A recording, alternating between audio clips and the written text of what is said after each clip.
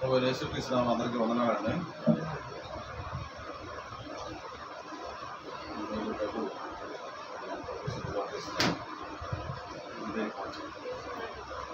కీర్తనలు 16వ కీర్తన 3వ వచనం చదువుతున్నాను.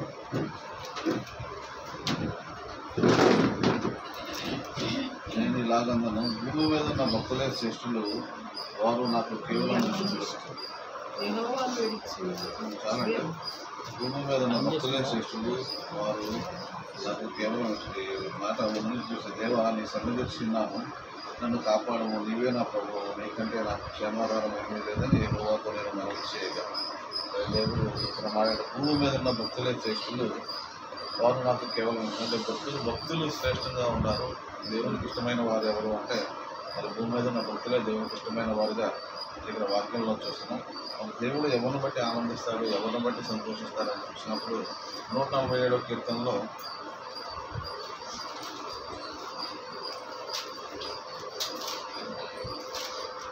11వ వచనం చూస్తే, తన యందు భయభక్తులు గల వారి యందు, తన కృప కొరకు కనిపెట్టు వారి యందు యెహోవా ఆనందించువాడై ఉన్నాడు. ఆయన తన యందు భయభక్తులు గల వారి యందును, తన కృప కొరకు కనిపెట్టు వారి యందును ఎప్పుడు ఆనందించువాడై ఉన్నాడు. కాబట్టి ఈ విధంగా ప్రభు ఎవరి పట్ల మరి సంతోషం కలిగి ఉన్నాడో అని ఇక్కడ వాక్యంలో మనం చూస్తున్నాం. ఆయన యందు భయభక్తులు కలిగి ఆయన కృప కొరకు కనిపెట్టు కొరకు ఆనందిస్తాడంట. ఎందుకంటే ఎప్పుడు కూడా మరి ఆయన యందు మరి భయభక్తులు కలిగి ఉండాలి అనేది మనకి ఎప్పుడు తెలుసు. మరి ఆయన కృప కొరకు కూడా మనం వేచి ఉండాలి.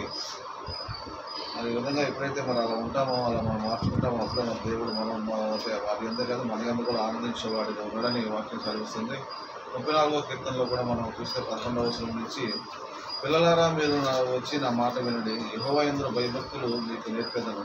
బ్రతుకుగోరువాడు ఎవడైనా ఉన్నాడా? మేలు నొందుచు అనేక దినములు బ్రతుకుగోరువాడు ఎవడైనా ఉన్నాడా? చెడ్డ మాటలు పలుకున్న నీ నాలుకను, కప్పమైన మాటలు పలుకున్న నీ పెదవులను కాచుకోను. కీడు చేయటం మాని మేలు చేయము, సమాధానము వెతికి దాన్ని వెంటాడము. యెహోవా దృష్టి నీతిమంతుల మీదను, ఆయన చెవుడు వారి మొర్ల మీద ఒగ్గి ఉన్నది. దుష్క్రియలు చేయి వారి జ్ఞాపకము భూమి మీద నుండి కొట్టివేయటకే యెహోవా సన్నిధి వారి విరోధంగా ఉన్నది. నీతిమంతుల మొరపెట్టగా యెహోవా ఆలకించిన వారి శ్రమలో నుండి వారిని విడిపించారు. కానీ ఇక్కడ మరి దావీదు చెప్పిన మాట ఏంటంటే, యెహోవా యందు భయభక్తులు మీకు నేర్పెదను, బ్రతుకువాడు ఉన్నాడా అంటే మరి నిజంగా మరి ఈ లోకంలో మనం మరి బ్రతకాలి అంటే మామూలుగా అయితే బ్రతికేస్తున్నాం, కానీ దేవుని విషయంలో మరి బ్రతకాలి, జీవించి ఉండాలి, నిత్య జీవం కొరకు మనం ఎదురు చూసి ఉండాలంటే మనం చేయాల్సిన పనులు ఏంటంటే ఇక్కడ యెహోవా యందు భయభక్తులను మీకు నేర్పెదను. మరి వాక్యం ద్వారంగా మనం చూసినప్పుడు నిజంగా దేవుడు మరి ఆ యొక్క ప్రేమను, ఆయన యొక్క కృప మనం చూపిస్తున్నప్పుడు మరి ఆయన భయభక్తులు మనం నేర్చుకోవాలంటే ఆయన వాక్యాన్ని మనం వినాలి, శ్రద్ధగా వినాలి, ఆ ప్రకారం ఉండాలని మరి వాక్యంలో కనిపిస్తుంది. ఎందుకంటే మేలు నుండి అనేక దినములు బ్రతకూరుచున్నవాడా అంటే మరి అనేక దినములు బ్రతకాలి అంటే వాక్యానుసారమైన జీవితాన్ని మనకు కావాలని ప్రభు తెలియజేస్తారు. అలాంటి మన అందరికీ తెలుసు వాక్యం మీద మనం ఆధారపడుతున్నామని, వాక్యాన్ని జీవిస్తున్నామని. మరి అలాగే మరి కొన్ని చేయకూడని పనులు, మరి ఇది వద్దన్నాడు కాబట్టి చేయకూడని పనులు కూడా ఇది చేయకూడదు అని కూడా మన పనులు చాలా పనులు మనం చేయము. అలాగే మరి చేయాల్సిన పనులు కూడా చేయకపోవడం కూడా పాపమని వాక్యం కలిగిస్తుంది. కాబట్టి చేయకూడని పనులు ఎట్లాగో ఇది చేయకూడదు కాబట్టి మనం చేయమనుకుంటాం, కానీ చేయాల్సిన పని విషయంలో కూడా మనం చాలా జాగ్రత్తగా ఉండాలి. ఎందుకంటే చేయాల్సిన విషయం చేయకుండా నేను వాక్యం చదువుతాను కాబట్టి నేను ఇట్లా వెళ్ళకూడదు, వాక్యం చదువుతాను కాబట్టి నేను ఇట్లా ఉండకూడదు అనే వాక్య ప్రకారం మనం అనుకుంటున్నప్పుడు మరి చేయవలసిన విషయాల పరిస్థితి ఏంటి అనేది కూడా మనం ఒకసారి ఆలోచించాలి. చేయాల్సిన విషయం చేయకుండా నేను ఇలా ఉంటాను, నేను ఇలా ఉంటానంటే ఇది మరి మనలో చాలామంది మనం చేసే పనులు. ఎందుకంటే చాలా వరకు ఎందుకంటే ఇది మన జీవితంలో మనం చూసినప్పుడు మన ప్రార్థన విషయంలో కానీ, వాక్య విషయంలో కానీ, మరి అనుసరించిన విషయంలో కానీ మనం చూసినప్పుడు మరి కొన్ని ఎందుకు తప్పిపోతామంటే కొన్ని చేయకూడదు అన్నప్పుడు అవి తప్పించుకోవడానికి కూడా కొన్ని మానేస్తాం. కానీ చేయవలసి వచ్చిన పనులు కూడా మనం తప్పించుకున్నామంటే అది పాపంగా మన యొక్క దృష్టి. అందుకనే అంటున్నాడు, అందుకే దినములు బ్రతకూరుచున్నవాడు, యెహోవా యందు భయభక్తులు మీకు నేర్పెదను. బ్రతకూరుచున్నవాడు అంటే ఆయన భయభక్తులు ఎలా ఏం నేర్పిస్తున్నాడు అంటే చేయకూడనివి చేయకూడదు కరెక్టే, కానీ చేయాల్సిన విషయాలు కూడా చేయాలి. ఇది ప్రభు మనకు తెలియజేసిన మాట. ఎందుకంటే ఎవరి మాట వింటాడు అంటే ఇక్కడ అన్నాడు, చెడ్డ మాటలు పలకుండా నీ నాలుకను, కఠినమైన మాటలు పలకుండా నీ పెదవులను కాచుకును. కీడు చేయుట మాని మేలు చేయము, సమాధానం వెతికి దాన్ని వెంటాడము. యెహోవా దృష్టి నీతిమంతుల మీద ఉన్నది, ఆయన చెవులు వారి మొగలను ఒట్టుచున్నవి. దుష్క్రియలు చేయువారి జ్ఞాపకము భూమి మీద నుండి కొట్టివేయడానికి యెహోవా సన్నిధికి వారి విరోధము. నీతిమంతులు మొరపెట్టగా యెహోవా ఆలకించిన వారి స్థంభం నుండి వారిని విడిపించున్నాడు.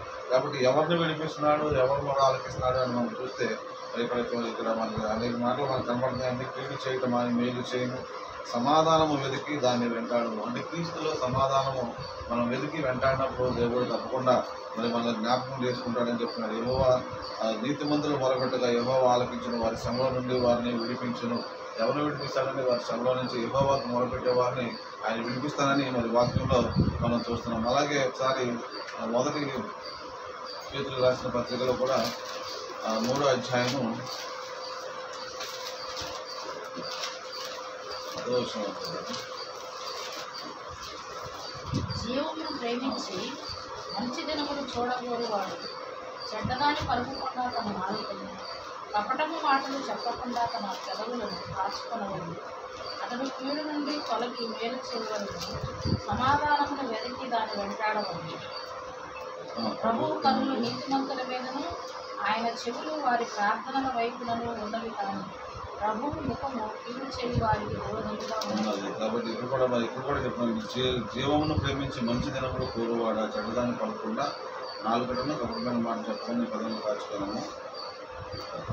ప్రభువు కన్నులు నీతిమంతుల మీదను, ఆయన చెవులు వారి ప్రార్థన వైపు ఉన్నవి కనుక ప్రభువు ముఖం కీడు చేయి వారికి విరోధంగా ఉన్నది. అంటే ప్రభు కన్నులు ఎవరి మీద ఉన్నాయంటే నీతిమంతుల మీద ఉన్నాయంటే, ఆయన చెవులు వారి ప్రార్థన వైపు ఉన్నాయని వాక్యంలో మనం చూస్తున్నాం. కాబట్టి ప్రభువు ఎప్పుడు కూడా అంటే ఆయన సమాధానం, ప్రభువులో సమాధానముగా మేలు చేయవలన సమాధానమును వెతికి దాన్ని వెంటాడము. కాబట్టి ప్రభువునందు సమాధానం పడి వారి అన్నాడు, దేవుని వెతకాలి అంటే ప్రభుత్వ సమాధానం పడి దేవుని వెతికినప్పుడు తప్పకుండా దేవుడు వారి మొర ఆలకిస్తానని వాక్యంలో మనం చూస్తున్నాం. అలాగే 34 కీర్తనలు 34లో మనం ఒకసారి చూస్తే అది ఇక్కడ కూడా అంటాడు 4వ వచనంలో, నేను యెహోవా వద్ద విచారణ చేయగా ఆయన నాకు ఉత్తరం ఇచ్చాడు, నాకు కలిగిన బాధలన్నింటిలో నుండి ఆయన తప్పించాను. వారు ఆయన తట్టు చూడగా వారికి వెలుగు కలిగాను, వారి ముఖం ఎన్నడూ లజ్జింపకపోయాను. కాబట్టి యెహోవా యుద్ధం యెహోవాని అంటే దేవుని మీద ఆధారపడిన వారికి దేవుడు ఎప్పుడు కూడా అంటే భయములన్నింటిలో కూడా నన్ను తప్పించు అనే మాట మనం చూస్తున్నాం. ప్రతి భయంలో నుంచి కూడా దేవుడు ఎప్పుడంటే ఆయన దగ్గర విచారణ చేసినప్పుడు ప్రతి ఇబ్బందుల కొలుల నుంచి, ప్రతి పరిస్థితుల నుంచి ఎవరు ఎప్పుడు విడిపిస్తారంటే ఆయన దగ్గర విచారణ చేయగా ఆయన నాకు ఉత్తరం ఇచ్చాను. కాబట్టి ప్రతి భయంలో నుంచి కూడా నన్ను విడిపించాలని వాక్యంలో చూస్తున్నాం. ఇదే అధ్యాయంలో 3 సార్లు రాకుంటుందండి, ఆయన మొర ఆలకించను అనే మాట. 19వ వచనం కూడా నీతిమంతులు కలుగు ఆపదలు అనేకములు, వాటన్నిటిలో నుంచి వాటిని విడిపించింది. మరి ఇది పైన కూడా మనం చదివామండి. 17 కూడా నీతిమంతులు మొరపెట్టగా యెహోవా ఆలకించును. కాబట్టి దేవుడు ఎవరు మొర ఆలకిస్తాడు అంటే ఇక్కడ నీతిమంతులు ఆలకిస్తా అన్నాడు. ఆయన ఏదో విచారణ చేసినప్పుడు, ఆయన వెతిక వారిని గురించి ఆయన వెతికినప్పుడు ఈ విధంగా దేవుడు వారిని ఆశీర్వదించేది అంటే వారి మొర ఆలకించే దేవుడిగా ఉన్నాడని ఈ యొక్క మాటలో మనం చూస్తున్నాం. ఎందుకంటే ఈ దీనిలో మొరపెట్టగా యెహోవా ఆలకించును, అన్ని శ్రమల నుంచి రక్షించును. 7వ వచనంలో యెహోవా యందు భయభక్తి గల వారి చుట్టూ ఆయన దేవతలు కావలిగా ఉండి ఆయన రక్షించును.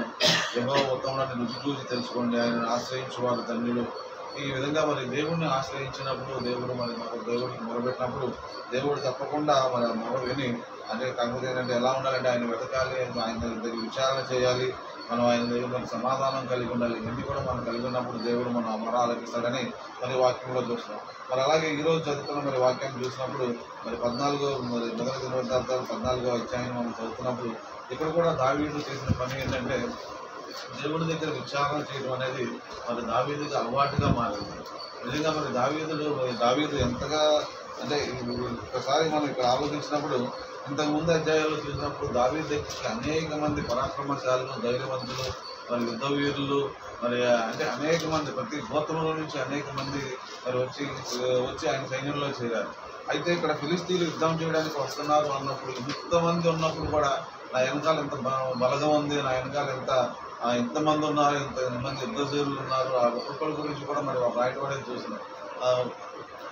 అంతమంది ఉన్నా కూడా దావీదు తను చేసిన గొప్ప పని ఏంటంటే దేవుని యొక్క విచారణ చేయడం అనేది చాలా అది మరి దావీదులో ఉన్న గొప్పతనం. నిజంగా ఇది మనం తెలుసుకోవాల్సిన విషయం ఏంటంటే, అంటే ఎలాంటి పరిస్థితి అంటే మనం ఇది చేయగలము, మనకేముందిలే, మన దగ్గర మనకు తెలిసిన వాళ్ళు ఉన్నారు, లేకపోతే మనం చెప్తే మాట వినే వాళ్ళు ఉన్నారు. అంటే మన ఆలోచన ఎలా ఉంటుందంటే, పలానా వాడి దగ్గరికి వెళ్ళాలంటే ఎవరు చెప్తే మాట వింటాడు, లేకపోతే ఎవరి దగ్గరికి వెళ్తే పని అవుద్ది, ఇలాంటి ఆలోచనలతో మనం ఉంటాం. కానీ ప్రభు దగ్గరికి వెళ్ళి విచారణ చేసి మరి అంటే వెళ్ళం. ఎందుకంటే మన ఆలోచనలో మన పని అయిపోవాలంటే ముందుగా ఈ విధంగా ఆలోచిస్తాం. కానీ ప్రభు దగ్గర విచారణ చేసి, ప్రభు అసలు పలానా పని మీద వెళ్తున్నాను, ఆ పని ఎలా అవుద్దా లేదా, లేకపోతే ఇలా పరిస్థితి వచ్చింది, ఎవరినైనా అంటే ఎలా వెళ్ళాలి ఏంటి అనే ఆ విచారణ మనం అలా ఎంతవరకు చేస్తున్నాం అనేది కూడా మనం ఒకసారి ఆలోచించాలి. ఎందుకంటే ఇంత బలం ఉన్న దావీదే మరి ఫిలిష్తీయులు యుద్ధానికి వస్తున్నారని చెప్పినప్పుడు వెంటనే మరి యెహోవా యొద్ద విచారణ చేయడం అనేది మనం చూస్తున్నాం. నిజంగా ఈ దేవుని యొద్ద విచారణ చేయడం వల్ల దేవుడు ఆయన ఇచ్చిన మాటను బట్టి మరి ఆయన యుద్ధం చేసి గెలవడం అనేది మనం చూస్తున్నాం. మరి మన జీవితాల్లో కూడా ఈ విచారణ, ప్రభు దగ్గర విచారణ మరి ఎంతవరకు మనం చేస్తాం. ప్రతి విషయంలో కూడా మరి విచారణ చేయకుండా మనం ముందుకు వెళ్ళినప్పుడు మన చిన్న కూడా అంటే ఏముందిలే, ఊరికే చిన్న పనేగా అయిపోద్దులే అని అనుకుంటాం. కానీ మరి ప్రభు దగ్గర విచారణ చేయకుండా వెళ్ళినప్పుడు ఒక్కోసారి ఆ పనులు ఎందుకు అవ్వమంటే మనకు అర్థం కాని పరిస్థితిలో ఉంటుంది. అలాంటిది మరి ఈరోజు మరి దావీదు ఇంతమంది ఉన్నప్పుడు కూడా విచారణ చేయాలంటే మనకు కూడా అన్నీ ఉండి కూడా ఎన్నున్నా కానీ ఇది అయిపోద్దులే, ఏముందిలే అని అనుకున్నప్పుడు కూడా మరి ప్రభు దగ్గర విచారణ చేసి వెళ్ళినప్పుడే మరి దాంట్లో విజయం ఉంటుందని మరి ఇక్కడ దావీదుని బట్టి మనకు తెలుస్తుంది. ఎందుకంటే ఈయన అంటే ఈ విచారణ చేసేదానికి నిజంగా మరి దావీదు దేవునితో మరి ఎంతగా, ఎందుకంటే దేవుడు అంటాడు నీతిమంతులు మొర ఆలకిస్తాను అన్నాడు. కాబట్టి ఈయన మరి విచారణ చేసినప్పుడు ఆయన మొర ఆలకించి మరి ఆయన ఏమంటాడంటే, ఫిలిష్తీయులు వచ్చి రెఫాయిము దిగి ఫిలిష్తీయుల మీద నేను పోయిన నీవు నా చేతికి అప్పగించదవా అని దావీదు దేవుని యొక్క విచారణ చేయగా, యెహోవా పొమ్ము, నేను వారిని నీకు అప్పగించదని సెలవిచ్చాను. కాబట్టి ఈ విధంగా నేను నీకు అప్పగిస్తాను అని చెప్పి సెలవిచ్చినప్పుడు ఎంతమంది సైన్యం ఉన్నా, ఎంతమంది బలస్తులు ఉన్నా కానీ విచారణ చేసి ఆ ధైర్యం, అంటే ఆ విచారణ చేసినప్పుడు అంటే ఆ యొక్క యుద్ధం మీద ఆయనకి ధైర్యం అనేది ఒకటి వచ్చిందండి. అంటే నేను నీకు అప్పగిస్తాను అంటే దేవుని మాట తీసుకున్నప్పుడు మరి అవతల వాళ్ళు ఎలాంటి వాళ్ళు అయినా సరే, అంటే మనకు ఎలాంటి పని అయినా సరే, మనం వెళ్ళే పని ఎలాంటి పని అయినా సరే, మనం వెళ్ళే దారి ఎలాంటి దారి అయినా సరే, దేవుడు మనకు తోడుగా ఉన్నప్పుడు, అది ముళ్ళ దారా లేకపోతే ఇంకే దారి అయినా సరే, దేవుడు తోడుగా ఉన్నాడంటే ఆ ధైర్యం వేరుగా ఉంటుందండి. ఎందుకంటే ఆ ధైర్యంతో మనం వెళ్ళినప్పుడు ఎలాంటి పరిస్థితులు అయినా కానీ దేవుడు కాపాడుతాడు అనే ఒక నమ్మకం, ఒక దృఢమైన నమ్మకం మనలో కలిగినప్పుడు మరి ఎలాంటి పరిస్థితులైనా మనం ఎదుర్కొంటానికి కూడా మనం సిద్ధంగా ఉంటాం. ఎందుకంటే అది మన మనసుకి చాలా బలాన్ని ఇస్తుంది. అలాగే మా మనసు కూడా దేవుడు నాకు తోడుగా ఉన్నాడని ఒక అంటే అది సంతోషం. అంటే దేవుడు సహాయం చేస్తాడులే అంటే అది నిజంగా దేవుడి దగ్గర ఉదయమే మనం ప్రార్థన చేసినప్పుడు దేవుడు ఇచ్చే మాటలు మనం పట్టుకుంటే అది ఎంత సంతోషంగా ఉంటుందో. అలాగే మనం ప్రార్థన చేసి ప్రభు మేము పని మీద వెళ్తున్నామని మనం ప్రార్థన చేసినప్పుడు దేవుడు తోడుగా ఉన్నాడులే అన్న మాట పట్టుకున్నప్పుడు మరి ఇక్కడ దావీదుకి అంటే ఎంత సంతోషంగా వెళ్ళాడో మనం కూడా, అంటే ఎంత ధైర్యం కలిగి వెళ్ళాడో మనం కూడా ఒక పని మీద వెళ్ళినప్పుడు మనం అంత ధైర్యం కలిగి వెళ్తాము. ఎందుకంటే దేవుడు తోడుగా ఉన్నప్పుడు అక్కడ ఎవరో ఒకళ్ళు మన కొరకు పెట్టి అక్కడ ఆ యొక్క పని కంప్లీట్ అవ్వడానికి దేవుడు మనకు విజయం ఇవ్వడానికి కూడా సిద్ధంగా ఉన్నాడు. కానీ ఇది మన జీవితంలో మనం గుర్తు చేసుకుని మరి విచారణ చేయడానికి మనం ఎప్పుడు దావీదు కూడా చిన్నది అని పెద్దదాన్ని కాదు, కానీ ఎప్పుడు ఎందుకు విచారణ చేశాడంటే దేవుడి దగ్గర. ఎందుకంటే దేవుడు మాట పట్టుకెళ్ళినప్పుడు ఆ ధైర్యం వేరుగా ఉంటుంది. ఆ ధైర్యం మనకు కావాలి. ఎందుకంటే ప్రభు ఇచ్చే ధైర్యం, ప్రభు ఇచ్చే బలం మనకు కావాలి. అది ఉన్నప్పుడే మనం ఎక్కడికి వెళ్ళినా కానీ, ఏ పని మీద వెళ్ళినా కానీ, ఏం చేసినా కానీ ఆ ధైర్యం అనేది మనకు ఉంటుంది. కాబట్టి ముందు మనం ధైర్యం పొందుకోవాలి అంటే ముందు ప్రభు దగ్గరికి వెళ్ళి ఈ పని అయిపోద్ది అనే ధైర్యం మనకు రావడానికి విచారణ చేయడం ఎంతో అవసరమని మరి ఇక్కడ దావీదు ద్వారా మనకి ఇక్కడ అర్థమవుతుంది. అలాగే మళ్ళీ రెండోసారి కూడా వాళ్ళందరూ చేతికప్పి సంగించిన వారు బయలుపు రాజ్యంలోకి వచ్చినప్పుడు దావీదు వచ్చిన వారిని హతం చేసింది. జల ప్రవాహములు కొట్టుకుపోయినట్టు ఏవో వారి శత్రువులు ఎదుర్కొనకుండా నాశనం చేసినట్టు ఆ స్థలములకు బయలుదే రాజ్యము అని పేరు పెట్టాము. అక్కడ వారు దేవతలు విడిచిపెట్టి బాగా వాటిని అగ్నిచేత కాల్చివేయాలని దావీదు సెలవిచ్చాను. ఫిలిష్తీయులు మరలా ఆ లోయలోకి దిగిరాగా దావీదు తిరిగి దేవుని యొక్క విచారణ చేశాను. మరలా వాళ్ళు దేవతలన్నీ విడిచిపెట్టి వెళ్ళిపోతే వారిని కూడా కాల్చేశాడు. మరలా వాళ్ళు దేవుని దగ్గర రాగా దావీదు తిరిగి యెహోవా యొద్ద విచారణ చేశాను. ఆల్రెడీ ఒకసారి గెలిచిపోయాం కదా, వీళ్ళ మీద వీళ్ళు పారిపోయారు, అన్ని వదిలిపెట్టి పారిపోయారు, వీళ్ళు మళ్ళా వస్తున్నారు అని మరి అది కూడా ఏమి ఆయన లైట్గా తీసుకోలేదండి. మళ్ళా దేవుడి దగ్గర విచారణ చేయడం అనేది మొదలుపెట్టాడు.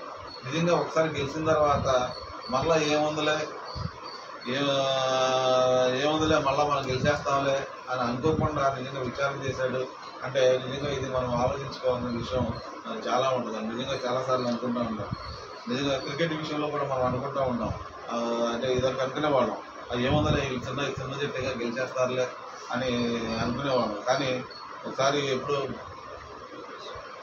86లోనే ఎప్పుడోనండి జింబాబ్వే మీద ఇండియా ఓడిపోయినప్పుడు అసలు చాలా భయంగా అంటే గెలిచేస్తారులే అనే ధీమాగా అందరూ ఉన్నారు. వరల్డ్ కప్ కొట్టుకొచ్చేస్తారని చాలా ధీమాగా ఉన్నప్పుడు మరి ఆ జింబాబ్వే మీద ఓడిపోయినప్పుడు అసలు జనాలందరూ విపరీతంగా ఏడ్చారు. ఎందుకంటే గెలిచే మ్యాచ్ కూడా ఓడిపోయారేంటి అని.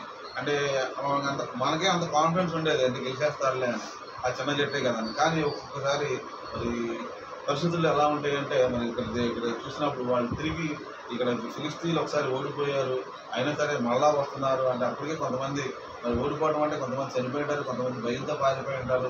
అయినా సరే మళ్ళా వాళ్ళు బలం పుంజుకుని వస్తున్నారంటే దావీదు అంటే మనం ఒకసారి గెలిచేసాం కదా వీళ్ళ మీద మళ్ళా వస్తున్నారు ఏంటి అని కాకుండా మళ్ళా దేవుని దగ్గర విచారణ చేయడం అనేది అంటే చేసిన పనిని కూడా ఇంకోసారి చేయడానికి కూడా దేవుని దగ్గర విచారణ చేశారంటే దావీదు. అది ఇది మనం తెలుసుకోవాలంటే విచారణ అంటే ఎంతమంది ఉన్నా కానీ విచారణ చేయడం అనేది మనం ఇక్కడ చూస్తున్నాం. ఈ యొక్క అధ్యాయంలో మనకి కనపడింది ఏంటంటే విచారణ చేయడం. దేవుడు నిజంగా తర్వాత ఆయన మరి అక్కడ స్థిరపడ్డాడు, విచారణ చేశాడు. అంతమంది ఉన్నారు, దావీదు రాజుగా స్థిరపడ్డాడు. మరి ఇవన్నీ కూడా చేసినా కానీ దేవుడు రాజు అయిపోయాడు, ఇంతమంది నా దగ్గరికి వచ్చాడని కూడా ఎప్పుడు కూడా దేవుడిని వదలలేదండి. ఎప్పుడు కూడా దేవుడి దగ్గర నిత్యము ఆయన దేవుడిని వెతుకుతున్నాడు, నిత్యము ఆయన దేవుడితో సహవాసం చేస్తున్నాడు. కాబట్టి రెండోసారి వచ్చినప్పుడు కూడా విచారణ చేయగలిగి మరి వాళ్ళని మరలా వాళ్ళు ఫిలిస్తీన్లు దాన్ని హతం చేయడానికి దేవుడికి ముందుగా వెళ్తున్నాడని చెప్పినప్పుడు మరలా ఆయన వెళ్ళి మరి వాళ్ళందరినీ కూడా హతం చేయడం, వాళ్ళు పారిపోవడం అనేది జరిగింది. మరి ఈ విధంగా దావీదు మరి సైన్యాన్ని తరిమి కొట్టడం, సైన్యం మీద విజయం పొందడం అనేది చూస్తున్నాం. మరి చాలామంది భక్తులు మరి ఈ విధంగా విచారణ చేసి మరి గెలిచిన వాళ్ళు చాలామంది ఉన్నారు. ఎందుకంటే విచారణ చేయకపోతే మనం చూసాం మరి సౌలు విచారణ అసలు తన జీవితంలో విచారణ చేయలేదు కాబట్టి ఓడిపోయాడు. నిజంగా విచారణ చేసిన దావీదు గెలిచాడు, విచారణ చేయని సౌలు ఓడిపోయాడు. మరి ఈ విధంగా విచారణ చేసిన వాళ్ళందరూ కూడా మరి దావీదు దగ్గర విచారణ చేసినప్పుడు నువ్వు వెళ్ళొద్దు అంటే 2 మాటలు దేవుడు దగ్గర మనం తెలుసుకున్నప్పుడు నిజంగా దేవుడు ఎంతో సహాయం చేస్తాడని మనం తెలుస్తుంది. అలాగే ఒకసారి సమూయేలు గ్రంథం మొదటి సమూయేలు గ్రంథం 22వ అధ్యాయంలో కూడా చూసినప్పుడు యెహోషాపాతు కూడా అక్కడ ఆయన కూడా ఒకసారి మనం చూస్తామండి.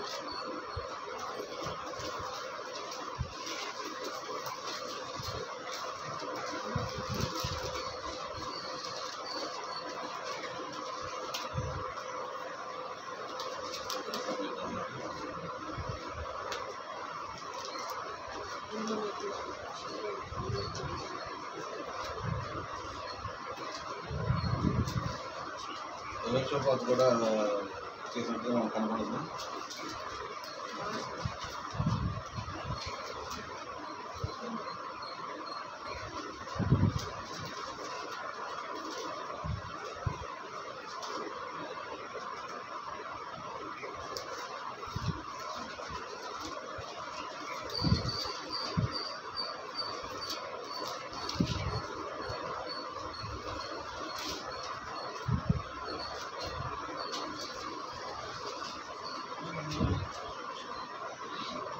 మొదటి రాజు గ్రంథంలో 22వ అధ్యాయంలో చూసినప్పుడు సిరియన్లు ఇజ్రాయేల్ వారిని 3 సంవత్సరములుగా ఒక యుద్ధము జరపక మానేది. 3వ సంవత్సరం ముందు యోధా రాజు అయిన యెహోషాపాతు బయలుదేరి ఇజ్రాయేల్ రాజు వద్దకు రాగా ఇజ్రాయేల్ రాజు తన సేవకులను పిలిపించి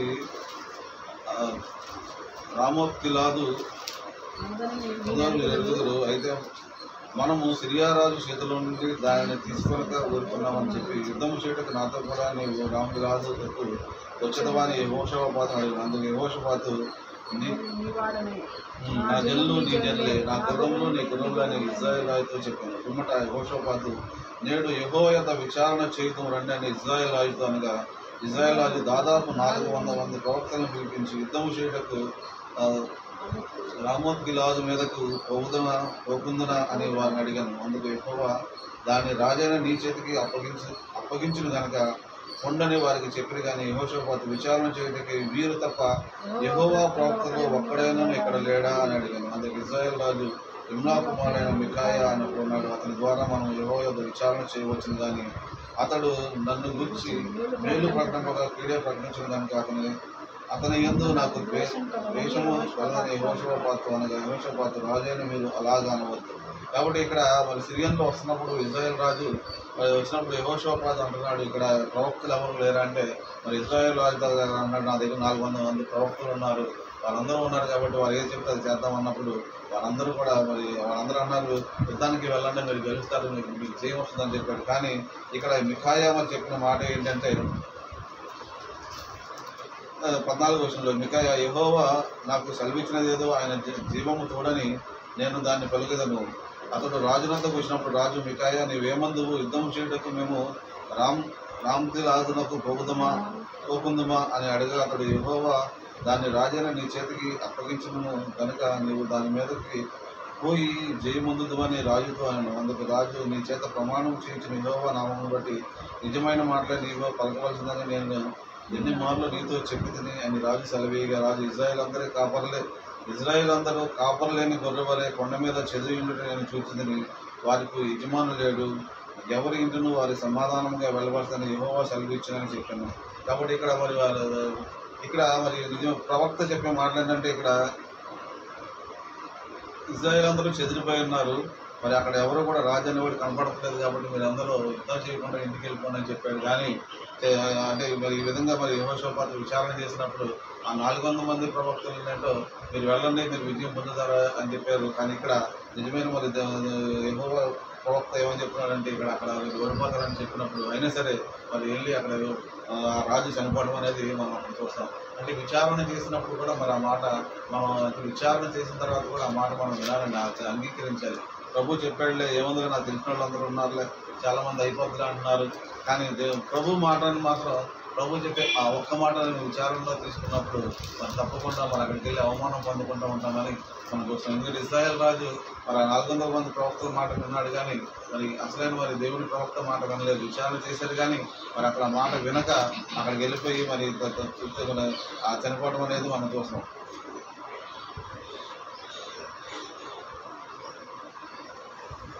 కాబట్టి ఈ విధంగా మరి విచారణ చేసి మరి ప్రభు దగ్గర ఆ ఒక్క మాట, ప్రభువు చెప్పే మాట, ఆ ఒక్క మాట మన జీవితంలో మనం పట్టుకున్నప్పుడు తప్పకుండా మరి దేవుడు మనకు తోడుగా ఉండటమే కాక మనం కూడా మరి ప్రభు పేరుట మరి మనం వెళ్ళినప్పుడు ఆ విచారణ చేసి వెళ్ళినప్పుడు తప్పకుండా దేవుడు మనల్ని ఆశీర్వదిస్తాడు. ఎందుకంటే ఆయన అన్నాడు, ఆయన భక్తులే ఆయన శ్రేష్ఠులే అని చెప్తున్నాడు. కాబట్టి నిజంగా ఆయన యందు మరి మనం భయభక్తులు కలిగి మరి ఆయనకు మొరపెట్టినప్పుడు తప్పకుండా మనల్ని ఆయన వెతికినప్పుడు మరి తప్పకుండా మనం మొర ఆలకిస్తాడు. కాబట్టి విచారణ చేయడం అంటే ఆ సమయంలో వెళ్ళినప్పుడు విచారణ చేయడం కానీ దావీదు ఎప్పుడూ కూడా మరి దేవుని స్తుతిస్తూ ఆరాధించేవాడు కాబట్టి దేవుడు ఆయన మొర ఆలకించాడు.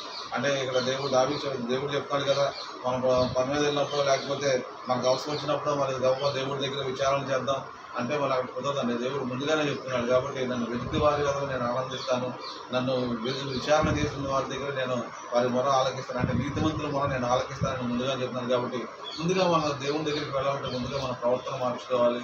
ఊరికే ప్రభు దగ్గరికి అయ్యో పని మీద వెళ్తాం కాబట్టి కావాలి మోకాళ్ళ వేసి ప్రభు నేను వెళ్తున్నాను నాకు సహాయం చేయి నాకు ఒక మాట చెప్పంటే మరి దేవుడు చెప్తారంటే మన దేవుడి దగ్గర నుంచి ఆ మాట రాదు. కాబట్టి మనం ముందుగానే మనం ఎప్పుడు కూడా మరి దేవుడితో మరి సహవాసం చేస్తూ దేవుడితో మనం కలిసి ఉన్నప్పుడే మరి దేవుడు మనకు మన మొర ఆలకిస్తాడు అనేది కూడా మనం తెలుసుకోవాలండి. కాబట్టి ప్రతినిత్యము మరి దేవుడి దగ్గర మరి మనం చేయకూడని పని, ఆయన చేయకూడని పనులు మనం వద్దన్నాడు మానేసినప్పుడు చేయాల్సిన పనులు ఏంటంటే నిత్యము ఆయన స్తుతించాలి, నిత్యము మరి ఆయన ఆరాధించాలి. ఆయన చెప్పిన పనులు మరి నిజంగా మరి రోజు ప్రతిదినము ఆయన ప్రార్థన చేయాలి. నిత్యము మరి ఆయనతో మనం గడిపే సమయం ఉన్నప్పుడు తప్పకుండా దేవుడు సహాయం చేస్తాడు. ఎందుకంటే 34వ కీర్తనలోనే దావీదు, నేను ఎల్లప్పుడూ యెహోవాను సన్నతించేదను, నిత్యము ఆయన కీర్తి నా నోట నుండి. ఎందుకంటే ఎప్పుడు కూడా ఆయన దేవుడు స్తుతిస్తూ ఉంటాడు, ఎప్పుడు కూడా ఆయన కీర్తి నా నోట నుండి. అంటే నిజంగానే మరి అలాంటి దావీదుకి దేవుడు సహాయం చేస్తాడు. కానీ మనం అవసరమైనప్పుడు ప్రార్థన చేసి నాకు విచారణ చేయడం అనేది కాదు, కానీ నిత్యము ఆయన స్తుతిస్తూ ఆయన ఆరాధించినప్పుడే. ఎందుకంటే ఆయన యెహోవా భయభక్తులు కలిగి ఉన్నప్పుడు ఆయనే మనకు నేర్పించుకుంటాడు, మనం ఎలా ప్రార్థన చేయాలో ఎలా విచారణ చేయాలో అన్నీ కూడా ఆయన నేర్పించుకుని ఆయనే మనల్ని నడిపిస్తాడని చెప్పేసి కూడా వాక్యం జరిగింది. ఎందుకంటే ఆయన మనల్ని సృజించింది ఆయన సృజించడం కోసం. ఆయన మనం ఎప్పుడైతే ఆయన సృజించి ఆయన పుష్టిలుగా మారినప్పుడు దేవుడు మనల్ని కూడా ఆయనకి మరి ఆయనే మనల్ని అన్ని విషయాల్లో మన శ్రమలో నుండి మన బాధలో నుండి ప్రతి దానిలో నుంచి మనం విడిపించి మనల్ని ఒక ఉన్నతమైన వారి దావీదుడు ఏ విధంగా అయితే మన దేవుడు ఆశీర్వదించాడో మరి ఆ విధంగానే మరి మనల్ని కూడా ఆయన దగ్గర విచారణ చేసినప్పుడు మన విషయాల్లో కూడా ఆయన శ్రద్ధ కలిగి మనల్ని కూడా విడిపించి నడిపిస్తాడని ప్రభు పేరు కోరుకుంటూ దేవుడి వాక్యం దీవించును గాక.